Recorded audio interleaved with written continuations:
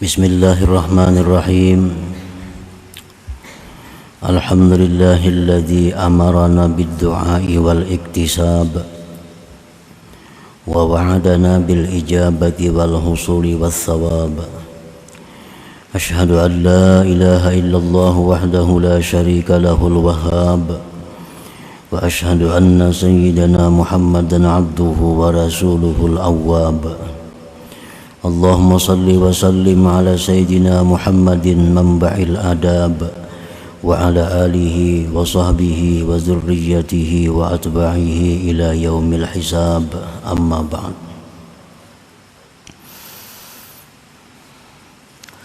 Yang kita hormati dan kita cintai para habaib dan para alim ulama, para muhibbin, hadirin hadirat rahimakumullah. Alhamdulillah, puji syukur kita haturkan kehadirat Allah yang selalu melimpahkan nikmat dan anugerahnya kepada kita. Salawat dan salam kita haturkan kepada junjungan kita Nabi besar Muhammad sallallahu alaihi wasallam dan kepada seluruh keluarga, para sahabat, zurriyat dan pengikut beliau sampai hari akhir nanti. Para muhibbin rahimakumullah, al-hikmatu tsalitsatu wa sab'un minal hikamil ataiyah. Qala al-imam Ahmad ibnu Athaillah as-Sakandari rahimahullah wa nafa'ana bi'ulumih. Hikmah yang ke-73 dari Al-Hikam, berkata Imam Ahmad bin Athaillah rahimahullah wa nafa'ana bi'ulumih, khairu ma tatlubuhu minhu ma huwa talibuhu minka. Bermula paling baik sesuatu yang kamu tuntut sesuatu itu daripada Allah ialah sesuatu yang mana Allah menuntutnya daripada engkau. Paling baik sesuatu yang kamu tuntut sesuatu itu daripada Allah ialah sesuatu yang mana Allah menuntutnya daripada engkau.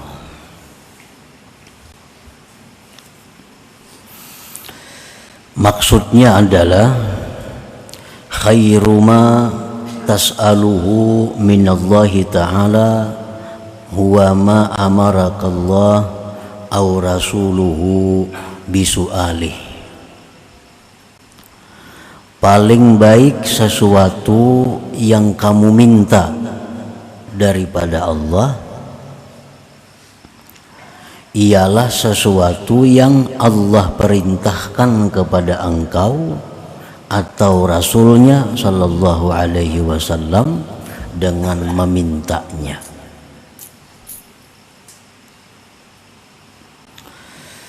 Sebagaimana kita mengetahui bahwa Allah subhanahu wa ta'ala memerintahkan kepada kita untuk berdoa, untuk meminta kepada Allah. Dalam Al-Quran disebutkan, ud'uni, berdoalah kalian kepadaku, mintalah kalian kepadaku.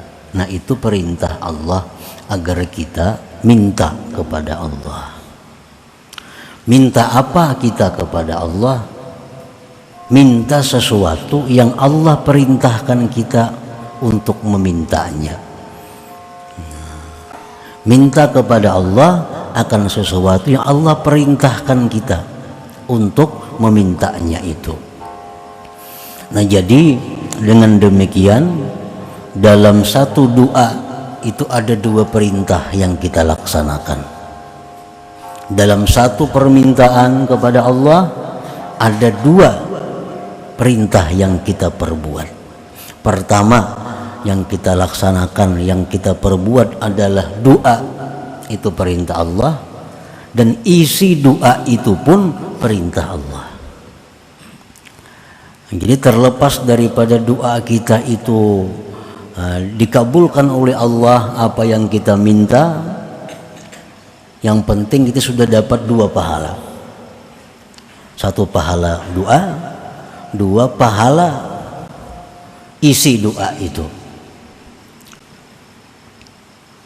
Khairu ma tas'aluhu minallahi ta'ala huwa ma amarakallah aw rasuluhu bisu'alih.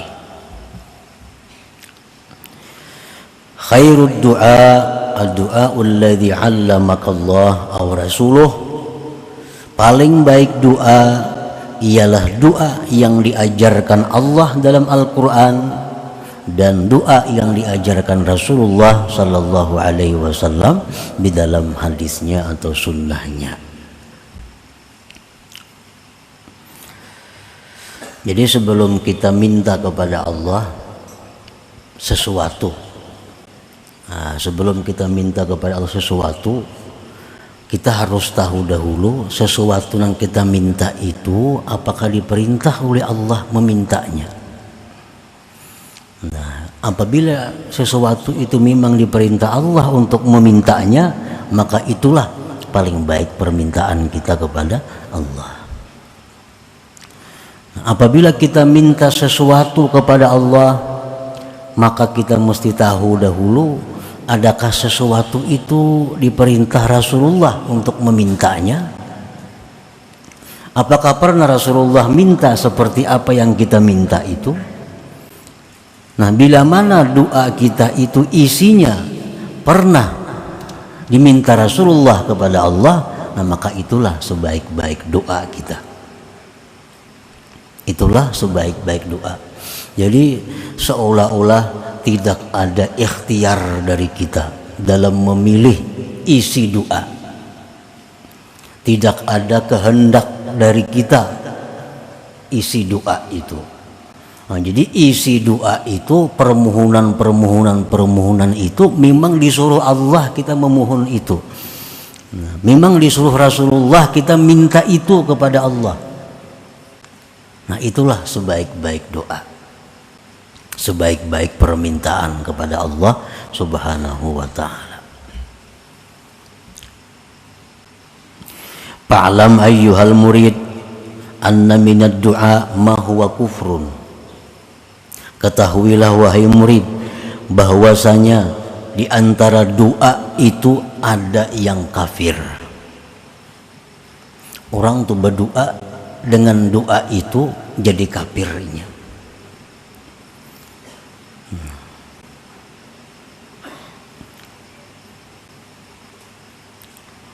Kaddu'ai bil maghfirati war rahmati liman mata kafira. Contohnya seperti mendoakan ampunan, mendoakan dapat rahmat bagi orang yang mati kafir.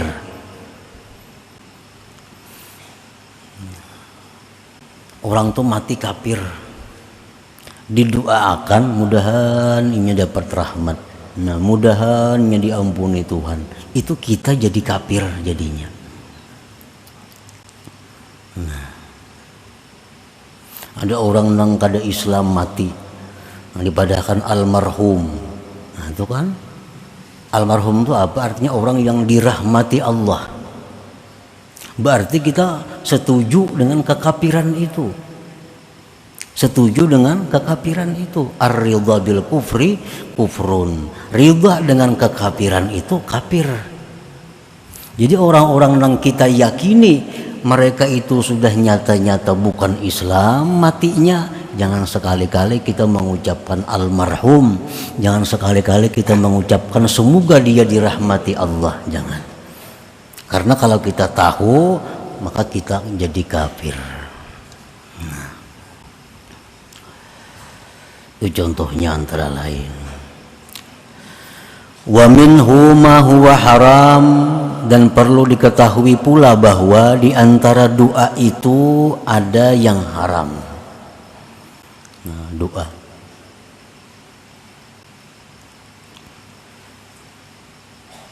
kad doai bisalamati wan najah limaksiatin. Seperti contohnya mendoakan selamat, mendoakan sukses bagi suatu kemaksiatan. Nah, ini doa kita itu bukan menjadi pahala, tapi justru sebaliknya haram. Kita mendoakan keselamatan, mendoakan kesuksesan bagi suatu kemaksiatan. Umpamanya di kampung kita ada orang maulah acara maksiat, didoakan mudahan karena apa-apa berhasil sukses. Nah, di kampung kita ada acara-acara yang sifatnya maksiat, didoakan mudahan itu manang, mudahan yang ini kalah. Nah, itu bukan jadi pahala doanya, tapi doa itu adalah haram karena mendoakan keselamatan, mendoakan keberhasilan bagi suatu kemaksiatan.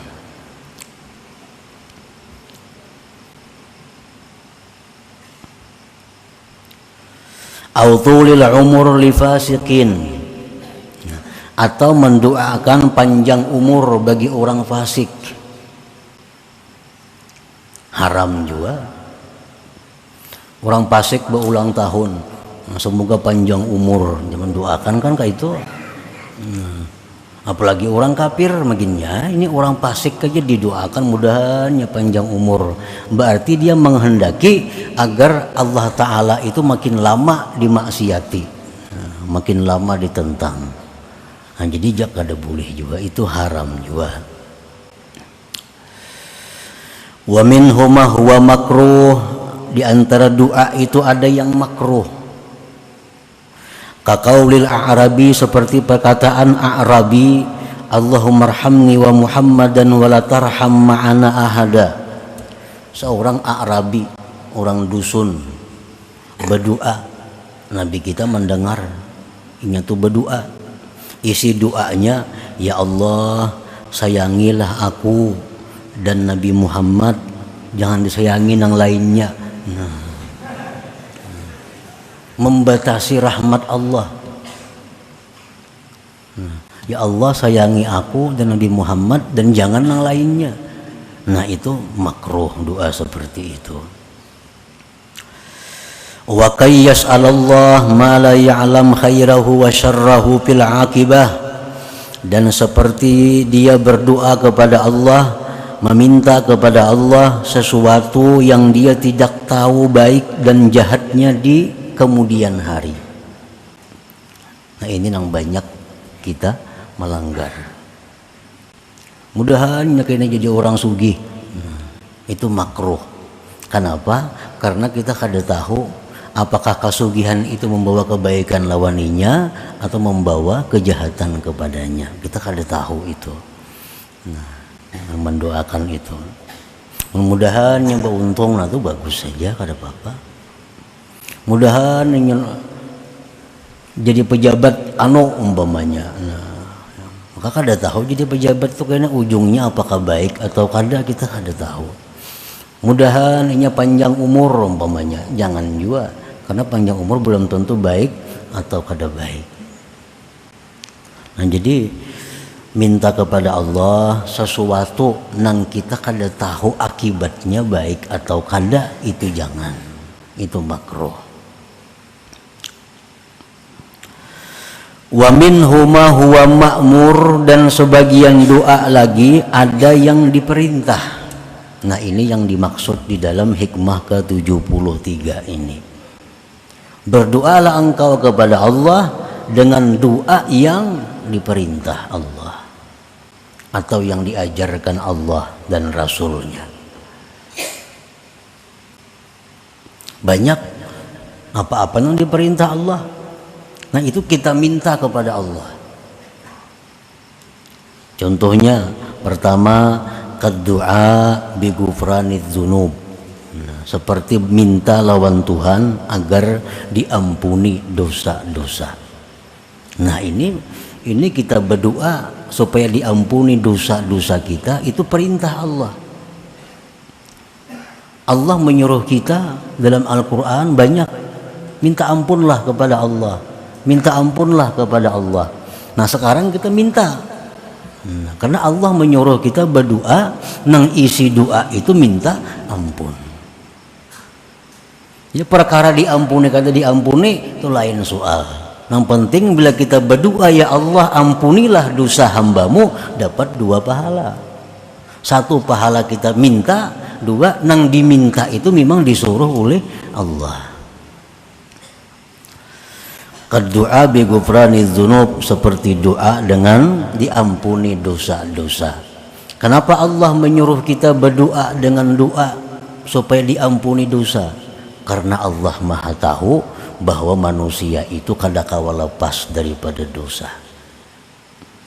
Baik nang di pasar, baik nang di rumah, baik di masjid, baik di majelis taklim, kadangkala lepas daripada dosa itu.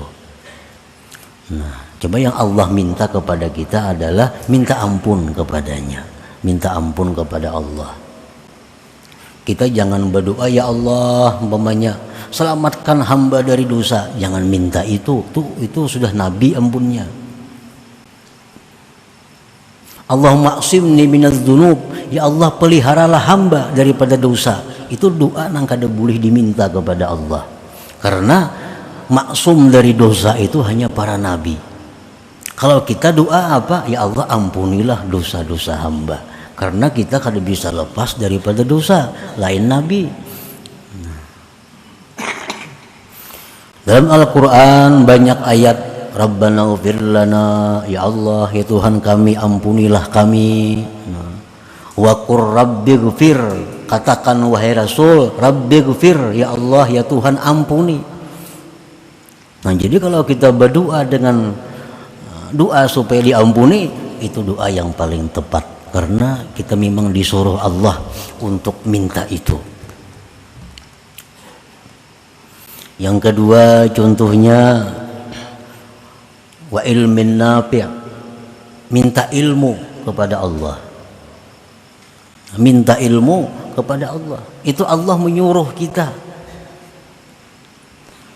Nah, karena ilmu itu sangat luas, ilmu itu kada terkira luas, hanya Allah yang meliputinya. Dan setiap saat kita disuruh minta ilmu, minta ilmu, minta ilmu, walaupun sudah kita bergelar umpamanya apa profesor kah, tetap disuruh Allah minta ilmu. Allah berfirman dalam Al-Quran, wa qur rabbi zidni ilma, katakanlah Rabbi zidni ilma, ya Allah tambahkan kepadaku ilmu. Tentu ilmu yang bermanfaat, ilmu yang membawa kita selamat dunia dan akhirat, itu yang kita minta. Jadi kalau kita minta kepada Allah, minta diberi ilmu yang bermanfaat, minta tambahan ilmu, permintaan kita sesuai dengan yang diperintah Allah, sesuai dengan yang diajarkan Rasulullah Sallallahu Alaihi Wasallam. Yang ketiga contohnya yang mana kita disuruh berdoa itu wa amalin makbul, minta supaya amal ibadah kita ini diterima. Karena ada sedikit hamba-hamba Allah yang mana ditolak amalnya karena beberapa hal, akibatnya amal puasanya, sembahyangnya, zakatnya, umrah, haji ditolak oleh Allah. Nah, Allah menyuruh kita kalau kita beramal, kalau kita beribadah, ya Tuhan minta supaya ibadah itu diterima Allah. Karena banyak orang yang ibadahnya kada diterima. Wa kam min shaimin, berapa banyak orang yang puasa hanya mendapatkan haus lapar. Wa kam min musallin, berapa banyak orang yang sembahyang hanya susah payah didapatnya. Nah, lalu Allah menyuruh kita minta supaya amal ibadah itu diterima. Jadi kalau kita berdoa, ya Allah terimalah amal ibadah hamba, nah maka itu permintaan kita sesuai dengan yang diperintah Allah dan Rasulnya. Dalam Al-Quran Allah berfirman, Rabbana taqabbal minna innaka antas sami'ul alim. Allah mengajari kita berdoa Ya Tuhan, berdoalah dengan doa ini, Rabbana taqabbal minna, ya Allah terimalah amal ibadah kami ini. Yang keempat, contohnya lagi yang mana Allah perintahkan kita warizkin halal. Nah, kita minta rezeki yang halal. Karena rezeki ini menurut mazhab ahlu sunnah wal jamaah, rezeki itu yasmalul halal wal haram. Ngaran rezeki itu mencakup halal dan haram. Orang yang banyak dapat duit haram itu banyak rezekinya, kada apa-apa, memang rezeki mencakup dengan yang haram. Nah, oleh karena demikian kita disuruh minta kepada Allah rezeki yang halal. Rasulullah SAW bersabda, "Idza sa'ala ahadukumur rizqa falyas'alil halal." Bila kalian minta rezeki kepada Allah, mintalah rezeki yang halal. Jangan hanya rezeki, ya Allah luaskan rezeki hamba, jangan itu. Karena itu kada diajarkan oleh Allah dan Rasul. Rasulullah mengajarkan kalau minta rezeki kepada Allah, minta yang halal. Nah, jadi kita lawan Tuhan minta supaya diberi rezeki yang halal, itu sesuai dengan perintahnya, sesuai dengan yang diajarkan Rasulullah sallallahu alaihi wasallam. Nah, yang kelima yang kita minta kepada Allah, azwaj wa dzurriyyah sulaha, pasangan zuriat yang saleh. Nah, kita minta kepada Allah diberi istri, diberi suami, diberi anak keturunan yang saleh.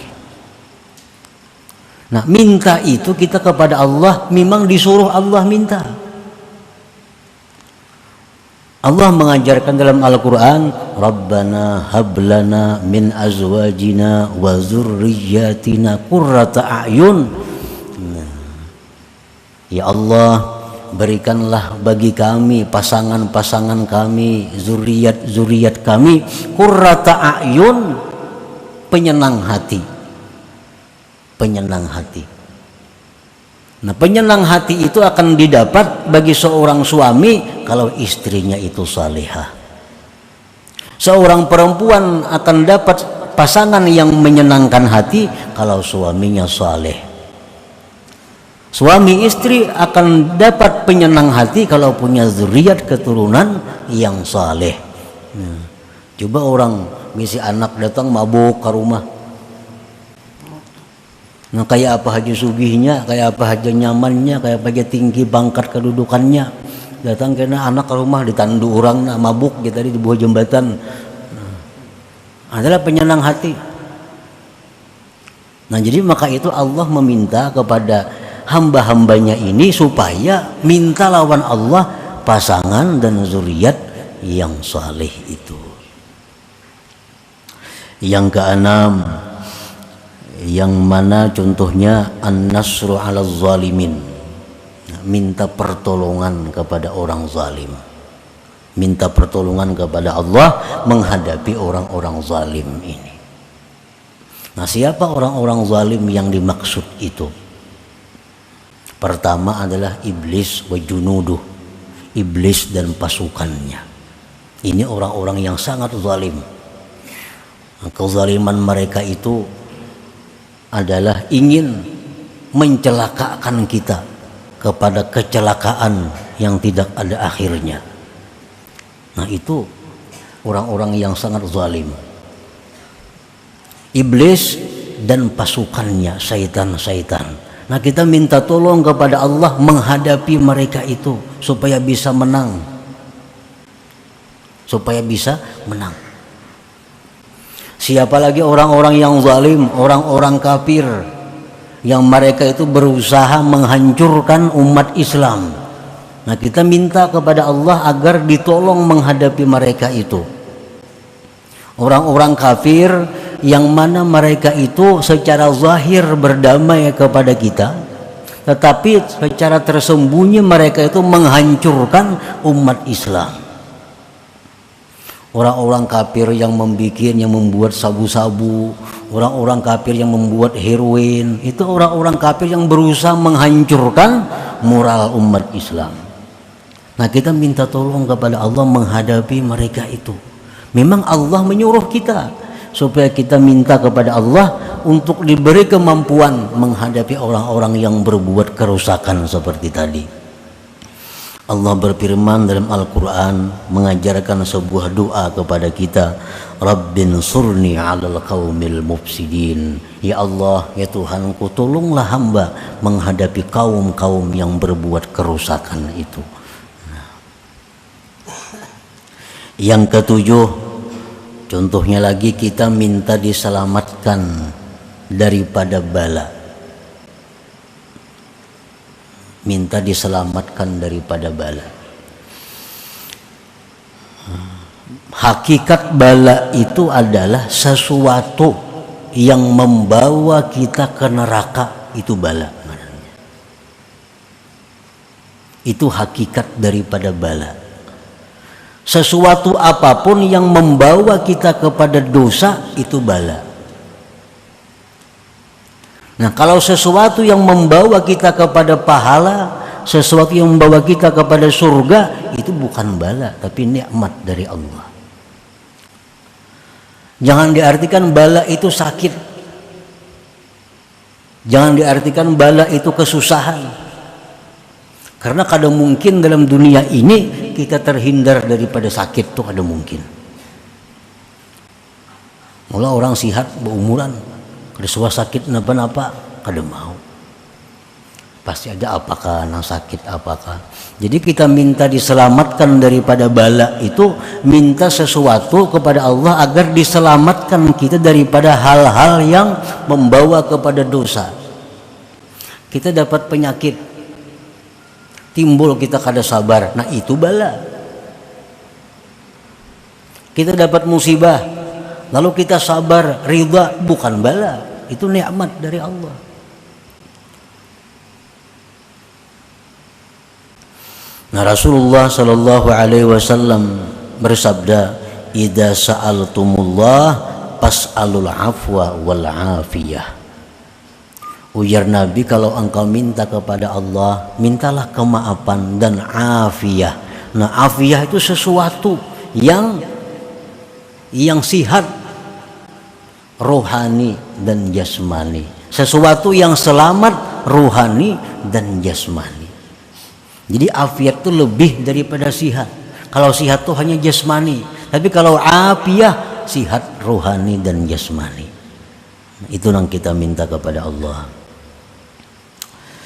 Yang kedelapan, contohnya kita minta kepada Allah tulul umur wa husnul amal.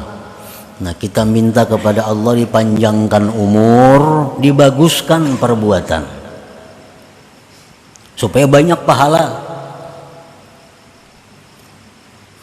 Rasulullah SAW bersabda, khairun nas man tala umuruhu wa hasuna amaluhu. Ujar Nabi, paling baik manusia itu yang panjang umur, baik amal perbuatannya.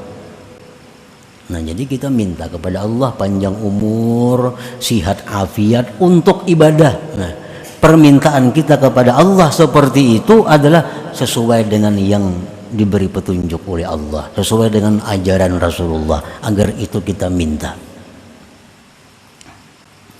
Nah, yang ke-9 contohnya, yang diperintahkan kita minta kepada Allah apa?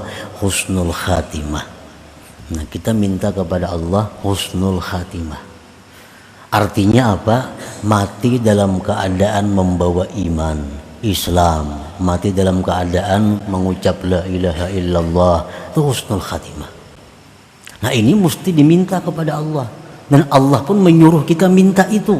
Karena banyak umat, banyak hamba yang matinya su'ul khatimah, buruk di akhir.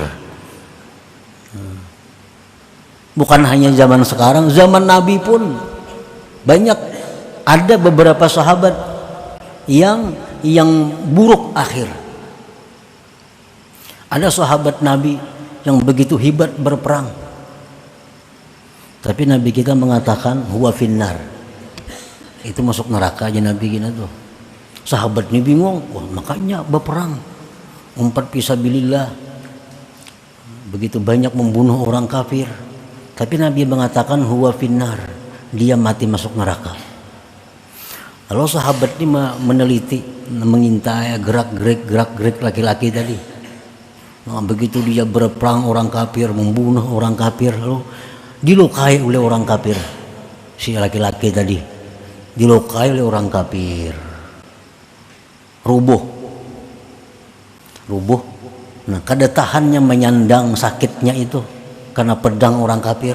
Diambilnya pedangnya seorang, dicokakannya ke parutnya. Nah, mati dalam bunuh diri jadinya.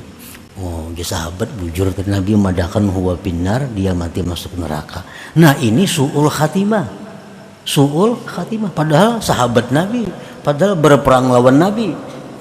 Nah, begitu riskannya ini masalah khatimah ini, Allah menyuruh kita minta husnul khatimah itu. Dalam Al-Quran, wa tawaffana muslimin, ya Allah, matikan kami dalam keadaan Islam.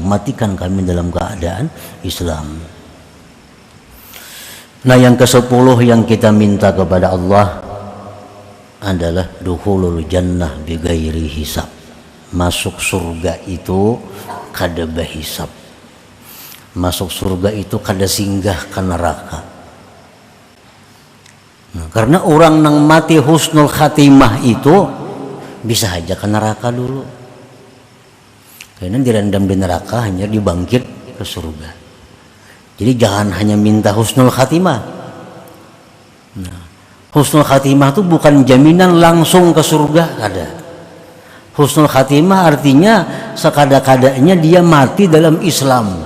Nah, kalau mati dalam Islam, bagaimanapun dosa banyaknya, satu saat akan dipindah ke surga. Tapi ke neraka dahulu. Nah, oleh karena itu kita tutup permintaan kepada Allah dengan mati masuk surga tanpa melalui neraka. Ini ada nang 500 tahun dulu di neraka. Kayaknya hanya diangkat.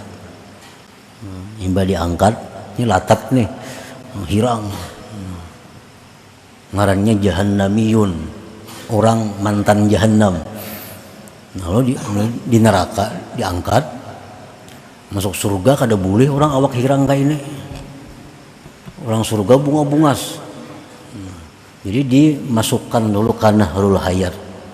Nah, dinyelamakan dulu situ. Nah, dinyelamakan oleh malaikat, diangkat. Nah, hanya putih bercahaya kayak umur 33 tahun. Walaupun mati umur 70 orangnya. Nah, masukkan ke sumur hayat tadi diangkat. Nah, jadi umur 33 bercahaya sudah. Nah, hanya boleh masuk ke dalam surga. Islam dia matinya cuma di neraka ratusan tahun. Nah, kita minta kepada Allah jangan kayak itu. Jangan singgah di neraka itu. Nah, minta masuk surga kepada Allah tanpa dihisap, tanpa ada kesulitan macam-macam. Nah, itu pun Allah mengajari kita minta seperti itu dengan doa yang hari-hari kita baca. Rabbana atina fid dunya hasanah wa fil akhirati hasanah. Dan pada akhirat itu kebaikan. Kebaikan akhirat apa? Kada singgah di neraka. Wa qina adzabannar, peliharalah kami daripada azab api neraka. Nah, jadi kalau kita minta kepada Allah sesuatu nang memang itu disuruh oleh Allah minta, umpamanya kada kabul, dapat 2 pahala. Amunnya kabul itu bujur-bujur rahmat Allah. Tapi kalau kita doa kepada Allah dengan doa yang makruh, apalagi doa yang haram, lalu kabul, itu istidraj ngarannya. Lanjuran, ya Allah jadikanlah hamba orang yang sugih ya Allah umpamanya. Padahal makruh berdoa seperti itu. Kabul jadi orang sugih, itu lanjuran Allah. Setiap lanjuran itu pasti akan berakibat susah, pasti akan berakhir penderitaan. Itu ngarannya istidraj, lanjuran. Nah, para muhibbin rahimakumullah, banyak sekali apa-apa yang disuruh Allah kita minta kesabaran. Allah menyuruh, ya Tuhan, mintalah kepadaku kesabaran, mintalah kepadaku petunjuk, mintalah kepadaku taufik dan lain-lainnya. Nah pokoknya sebelum kita minta kepada Allah sesuatu, kita pastikan dahulu sesuatu itu apa disuruh Allah minta atau kada. Ada orang punya banaikan sekolah, nak berlulusan jadi pegawai, nah minta doakan nak mudahan lulus. Kada kawa didoakan mudahan lulus. Ini melulus bisa saja kayaknya berbahaya orang ini. Nah, jadi kalau hendak juga minta yang macam itu kepada Allah, ya Allah, nah pulan bin pulan lulusakan nya sekolah kalau itu baik baginya. Nah, tambahi itu. Pengumuman kada lulus berarti baik kada lulus ini artinya. Nah, itu. Baik kada lulus. Jadi tambahi dengan ta'likul khair, dengan ta'lik kebaikan. Ya Allah, jadikanlah hamba orang yang sugih kalau itu baik buat hamba. Ya Allah, sihatkanlah jasmani hamba, sihatkanlah, sembuhkanlah penyakit hamba jika itu membawa kebaikan lawan hamba. Karena ada sedikit manusia yang begitu garing baik. Nah, garing, tasbih jadi tangan. Sudah sigar, kada ingat lagi di tasbih. Baik garing berarti nih. Nah, jadi minta kepada Allah kesehatan jika itu kebaikan untuk hamba. Jadi kalau kita kada tahu nang kita minta nih akibatnya baik atau kada, nah tambahi doa itu. Ya Allah, nah ini hamba ada urusan ini, maka biriskanlah urusan ini jika itu membawa kebaikan kepada hamba. Nah dengan demikian kada termasuk yang makruh kita minta kepada Allah Subhanahu wa taala. Nah selanjutnya yang ke-74 ila hadratin Nabi sallallahu alaihi wasallam al-Fatihah. Ar-Rahman ar-Rahim maliki yaumiddin iyyaka na'budu wa iyyaka nasta'in ihdinas siratal mustaqim. Ya Allah biha ya Allah biha ya Allah bihusnil khatimah. Allah biha ya Allah biha ya Allah bihusnil khatimah. Ya Allah biha ya Allah biha الله بحسن الخاتمة ويا أيها الرجل منه شفاعة صلوا عليه وسلموا تسليما اللهم صل وسلم وبارك